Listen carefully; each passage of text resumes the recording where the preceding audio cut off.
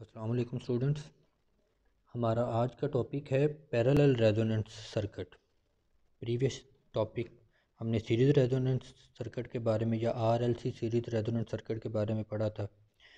आज का टॉपिक है पैरेलल रेजोनेंस सर्किट या इसको आरएलसी पैरेलल रेजोनेंस सर्किट भी बोला जाता है। जैसा कि नाम से ज़ाहिर है, इसके अंदर तमाम एलिमेंट जो होंगे वो पैरेलल आपस में एक दूसरे के साथ अटैच होंगे और फिर इनको एक अल्टरनेटिंग सोर्स के साथ जोड़ा गया होगा जिसकी फ्रीक्वेंसी जो है वो वेरी करती है, मतलब वेरिएबल फ्रीक्वेंसी वाला सोर्स है। हम जानते हैं कि पैरेलल कम्बिनेशन के अंदर वोल्टेज सेम रहता है जबकि करंट जो है वो डिवाइड हो जाता है। तो बच्चों, अगेन अगर हम करंट डिवीजन की बात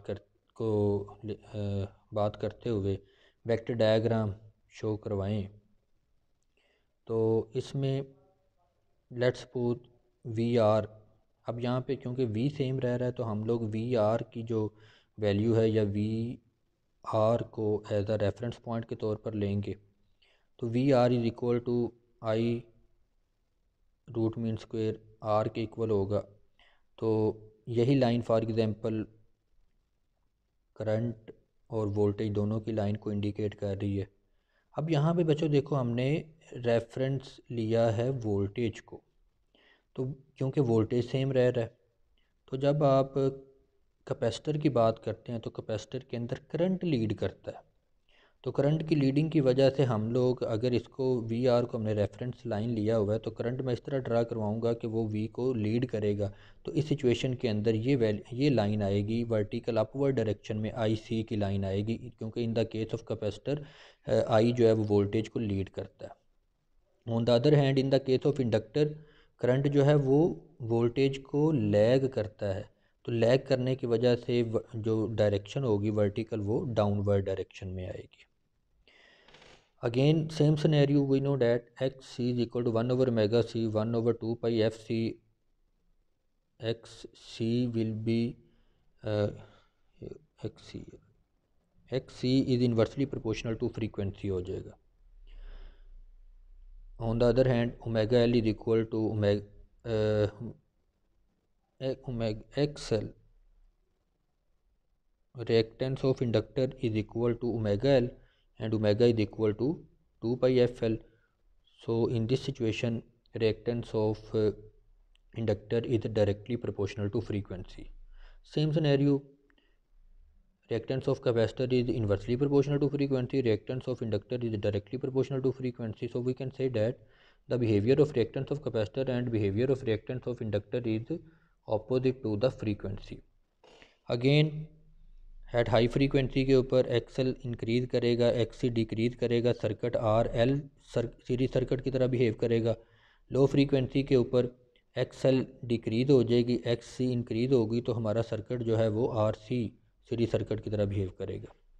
पैरेलल कम्बिनेशन के अंदर हम लोग जानते हैं पैरेलल कम्बिनेशन के अंदर जितने भी एलिमेंट ऐड करते जाएंगे उतनी ही सर्किट की इक्विवेलेंट रेजिस्टेंस जो होती है वो कम होती जाती है।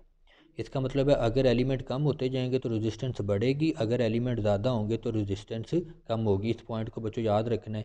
और इक्विवेलेंट रेजिस्टेंस अगर आपने कोई भी वैल्यूज़ लेके सीरीज़ के अंदर चेक कर लें और पैरेलल के अंदर चेक कर लें, पैरेलल के अंदर इक्विवेलेंट रेजिस्टेंस निकालने का ये फार्मूला है। पैरेलल के अंदर नंबर ऑफ़ कंपोनेंट जितने ज़्यादा होंगे इक्विवेलेंट रेजिस्टेंस उतनी कम होगी, सीरीज़ के अंदर नंबर ऑफ़ कंपोनेंट जितने ज़्यादा होंगे इक्विवेलेंट रेजिस्टेंस उतनी ही ज़्यादा होगी।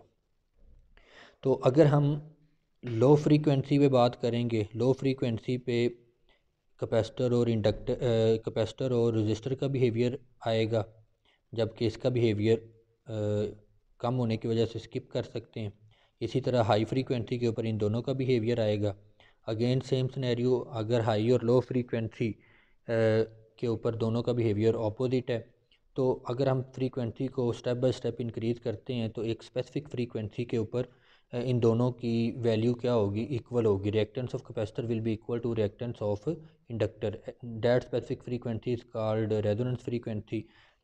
Similarly reactance of inductor become equal to reactance of capacitor, अगर आप इसको सॉल्व करेंगे अगेन रेजोनेंस फ्रीक्वेंसी का जो हमारे पास फार्मूला आएगा वो सेम आएगा 2π L/√, के इक्वल। अब बच्चों ये देखें, अगर रेजोनेंस फ्रीक्वेंसी के ऊपर इम्पीडेंस डायग्राम कुछ इस तरह बन जाएगी। हॉरिजॉन्टल लाइन रजिस्टर की लाइन को इंडिकेट करेगी, अपर साइड पे vertical line reactance of capacitor को इंडिकेट करेगी, लोअर साइड पे vertical line reactance of inductor को इंडिकेट करेगी। तो जब रेजोनेंस फ्रीक्वेंसी के ऊपर ये दोनों एक दूसरे को इफेक्ट को कैंसिल करेंगे, अब देखें अब ये दोनों मौजूद हैं लेकिन इनका इफ़ेक्ट नहीं होगा, तो कंपोनेंट की तादाद अब कम हो जाएगी। तो इसका मतलब है पहले 3 एलिमेंट थे, रेजोनेंस फ्रीक्वेंसी के ऊपर इन दोनों का असर कैंसिल हो गया तो सिर्फ एक एलिमेंट रह गया। तो जैसा कि यहाँ पे भी आपको बताया, जितने एलिमेंट की तादाद पैरेलल कम्बिनेशन में कम होती है उतना ही रेजिस्टेंस क्या होगी, ज़्यादा होगी। हाई फ्रीक्वेंसी के ऊपर भी 2 कंपोनेंट होंगे, लो फ्रीक्वेंसी के ऊपर भी 2 कंपोनेंट ऑपोजिशन ऑफर कर रहे होंगे, लेकिन रेजोनेंट फ्रीक्वेंसी के ऊपर इन दोनों का इफेक्ट है, क्योंकि कैपेसिटर के केस में लीडिंग करंट है जबकि इंडक्टर के केस में लैगिंग करंट है। तो ये दोनों एक दूसरे के अपोजिट होने की वजह से जब इफेक्ट को कैंसिल करेंगे सिर्फ रेजिस्टेंस का बिहेवियर आएगा। तो एक एलिमेंट की वजह से पैरेलल कम्बिनेशन के अंदर इक्विवेलेंट रेजिस्टेंस क्या हो जाती है, बढ़ जाती है। तो इसका मतलब है रेजोनेंस फ्रीक्वेंसी के ऊपर पैरेलल कम्बिनेशन के ऊपर हमारी रेजिस्टेंस क्या होगी, मैक्सिमम होगी। तो रेजिस्टेंस मैक्सिमम के पॉइंट ऑफ व्यू से जब हम इसकी प्रॉपर्टीज़ की बात करते हैं, पहला पॉइंट सेम है, resonance frequency of the parallel resonance circuit is equal to F R equal to 1/2π/LC√। अभी हमने पढ़ा कि रेजोनेंस फ्रीक्वेंसी के ऊपर नेट रेजिस्टेंस मैक्सिमम हो जाएगी, तो impedance will be maximum at resonance.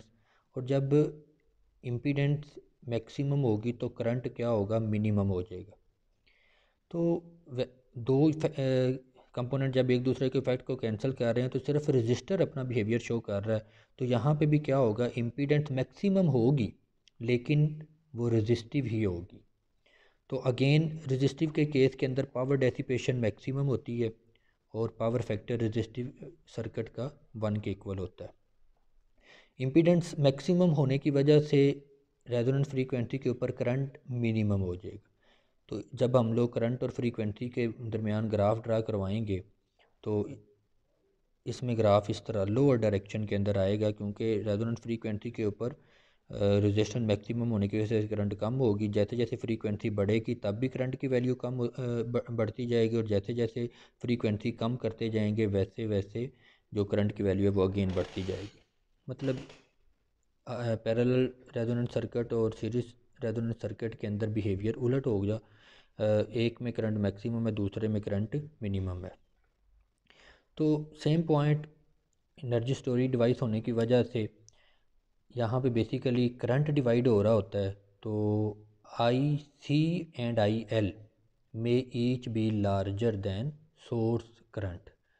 Again same scenario, energy devices energy store होने की वजह से पॉसिबिलिटी है कि ये अब खुद करंट या एनर्जी डिलीवर जब करेंगे तो ये एनर्जी इलेक्ट्रिकल एनर्जी जब डिलीवर करेंगे तो वो करंट डिलीवरिंग डिवाइसेस के तौर पर काम करेंगे। तो ऐसा पॉसिबल है कि ये एलिमेंट जो हैं इनके अक्रॉस जो करंट है उसकी वैल्यू सोर्स जो हमारे पास है अल्टरनेटिंग सोर्स उसकी करंट की वैल्यू से ज़्यादा हो जाए। ऐसा पॉसिबल है, हर टाइम ऐसा नहीं होगा। सेम सिनेरियो, और ये ऐसा किस वजह से है, सेम एनर्जी स्टोरिंग डिवाइसेस होने की वजह से या चार्जेस स्टोरेज डिवाइसेस या इलेक्ट्रिकल एनर्जी स्टोरेज डिवाइस होने की वजह से ऐसा मुमकिन है। बच्चों ये टॉपिक बिल्कुल ऑलमोस्ट सीरीज़ कम्बिनेशन के से मिलता जुलता है। सीरीज़ कम्बिनेशन को ज़्यादा डिटेल में एक्सप्लेन किया है, दोनों को रीड कीजिएगा, दोनों में जिस किसी किस्म की अगर कोई कन्फ्यूजन है तो बताइएगा। अब अगर हम इनकी आपस में कंपैरिजन की बात करते हैं, फर्स्ट पॉइंट पे देखें दोनों का सेम है रेजोनेंस फ्रीक्वेंसी। सेकंड पॉइंट के ऊपर सीरीज़ के अंदर इम्पीडेंस मिनिमम है और वो रेजिस्टिव है, पैरेलल कम्बिनेशन के अंदर इम्पीडेंस मैक्सिमम है लेकिन है वो भी रेजिस्टिव। यहाँ पे मिनिमम होने की वजह से करंट मैक्सिमम हो गया, यहाँ पे मैक्सिमम होने की वजह से करंट मिनिमम हो गया। क्योंकि दोनों केसेस के अंदर इम्पीडेंस जो है वो रेजिस्टिव है तो दोनों केसेस के अंदर पावर डेसिपेशन मैक्सिमम होगी और पावर फैक्टर 1 के बराबर होगा। सीरीज़ कम्बिनेशन के अंदर वोल्टेज ड्रॉप होने की वजह से voltage drop across each element ज़्यादा हो सकता है सोर्स वोल्टेज से, जबकि सीरीज़ कम्बिनेशन के अंदर करंट डिवाइड होने की वजह से करंट की वैल्यू अगेंस्ट ईच एलिमेंट क्या हो सकती है, ज़्यादा हो सकती है। तो ये कंपैरिजन को भी ध्यान में रखिएगा। किसी किस्म की कन्फ्यूजन है तो वो ग्रुप में शेयर करें, उसके ऊपर इंशाल्लाह बात होगी। जज़ाकल्लाह, अल्लाह हाफिज़।